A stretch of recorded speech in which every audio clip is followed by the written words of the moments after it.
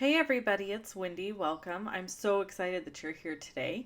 I have a really beautiful shaker card to show you. I managed to completely screw it up in the process of remaking it a second time, so you get to see that. It's awesome. Not really. So, to make my shaker window, I needed to cut out the center of this beautiful striped cardstock. This is from the Neutrals Designer Series paper stack.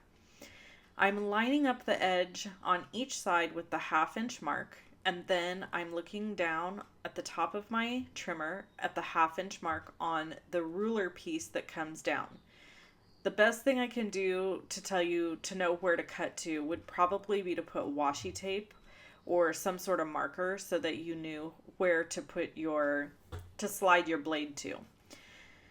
Then I'm going to cut out a second piece. So my first piece was cut at 4 inches by 5¼ inches, and this piece is cut at 3¾ by 5 inches. I'm going to create kind of like a frame to go over the frame in essence. So now I'm lining this up at the ¼ inch mark on my trimmer, and I'm running the blade from a 1/4 inch at the top to the 1/4 inch at the bottom. It's kind of hard to describe how to do this. The best thing you can do is play with it a little bit and just know that if you keep it the same on all the sides, you're going to get nice rectangles cut out if you keep it the same measurement on all 4 sides.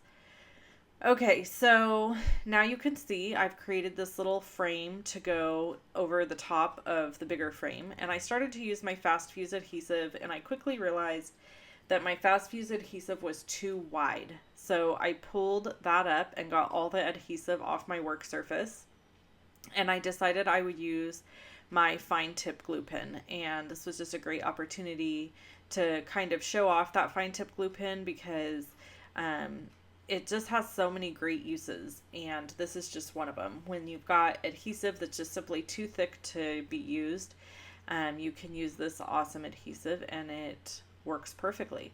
So I'm going to line this up and center it down on top of this frame and adhere it in place. And then I have to add my acetate or my window sheet to the back of this piece because I'm making it a shaker card, so I need to create the window. If you didn't want to make this a shaker card, you actually could just skip this whole next part altogether and layer this piece down onto a piece of Whisper White cardstock or crumb cake, whatever color you desired, and add a sentiment and some trees, and you could be done. But I really wanted to make it a shaker card, so I'm now taking some window sheets from Stampin Up. They come in 12 by 12 sheets, and there's 2 of them in a pack, and they're fairly inexpensive. I really like Stampin Up's window sheets because they're nice and thick. They come with tissue paper in between them, so they don't have any scratches or messes on them. So this is where I go wrong. I should have stamped my sentiment in Versamark ink on the front of my acetate, and then heat embossed with gold embossing powder my Merry Christmas sentiment. However, I did not do that, and it wasn't until I was about halfway through putting this foam adhesive around the edges that I realized, yeah, I didn't do my stamping. So that was a huge mistake on my part.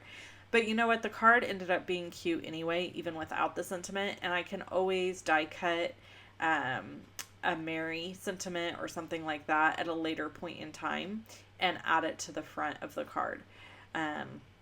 But that was my big oops for this card. I just totally spaced on doing the stamping, and that just happens sometimes. I probably could have pulled up that foam adhesive if I was really careful, but it was on the paper some, and I thought, you know what, if it rips the paper, then I'm going to have to start all over again. So I just went with it, and it ended up not being a big deal at all. So I'm just slicing open these sequins. These are some super cheapy sequins that I get from a little store near where I live. They're $1.99 per pack, and she has a bazillion different colors. But you can also find these on Amazon. So I did look on Amazon, and you can find them there. And so if you were wanting to get a hold of some of these, you can get them there. I will link to the green ones on Amazon below the video is a link to my blog post, and in my blog post I link to all of the products that I use. So I will make sure to link to these sequins for you. Okay, so up next is going to be using my vellum to cover up the sequins. Now, the reason I'm using vellum is because I went to cover this with Always Artichoke, and when I did, I felt like it made the whole card too dark. It like kind of muted out my sequins in a way. I don't know how to describe it. It was really weird because I tried this card before I'm showing it to you, and it kind of just did something weird with my sequins. So I opted for using vellum, which mutes out the Always Artichoke that I'm going to put it on top of. So this is my shaker window now, and I could seriously sit and shake this for the next hour and a half. I love shaker cards. If you've been watching my channel for a while, you already know that. And if you're new to my channel, then there's the info for you. I love shaker cards. So I'm using my embossing buddy to dust some chalk onto this Always Artichoke Christmas tree. I cut these Christmas trees out of the Peaceful Pines stamp set from Stampin' Up. They are in the annual catalog. So I kind of sometimes feel like the annual catalog gets pushed aside once new catalogs come out. And I really love this stamp set, so I thought I should get it out and use it a little. And then I'm just going to use this gold embossing powder to put right over the top. And then I'm going to heat set this. While I'm doing that, I wanted to mention that this video is going to be my last Wednesday video that will air live or that will air on YouTube, where everybody can see it.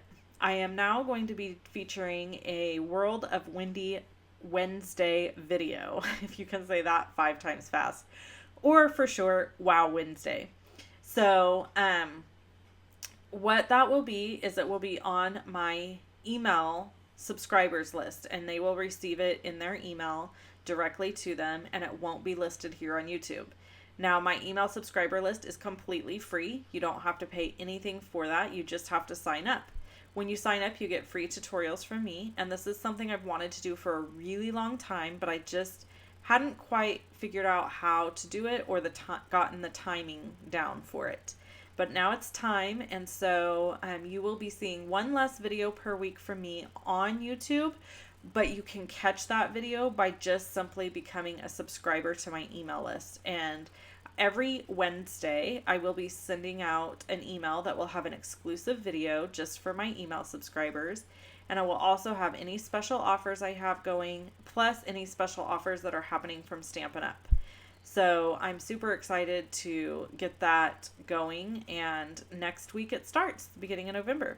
So I really hope that you decide to join my email list, and you can do that by going to the top of my website at loveandstampin.com and adding your name and your email, or you can do it at the bottom of any of my blog posts. It's super easy to sign up. So I hope that you do that, and I hope I see you in my Wow Wednesday videos. This wraps up this card. As you can see in the photo, there's a beautiful gold embossed sentiment there that was intended to go on this card but didn't make it. If you want to see more videos from me, you can do that by clicking on either one of these videos. You can also click on the little round circle that has my face in it, and that will allow you to subscribe to my YouTube channel. And you can give me a thumbs up if you like this video, and I will catch you the next time. Thanks so much for watching, and I hope that you have an incredible day. Bye-bye.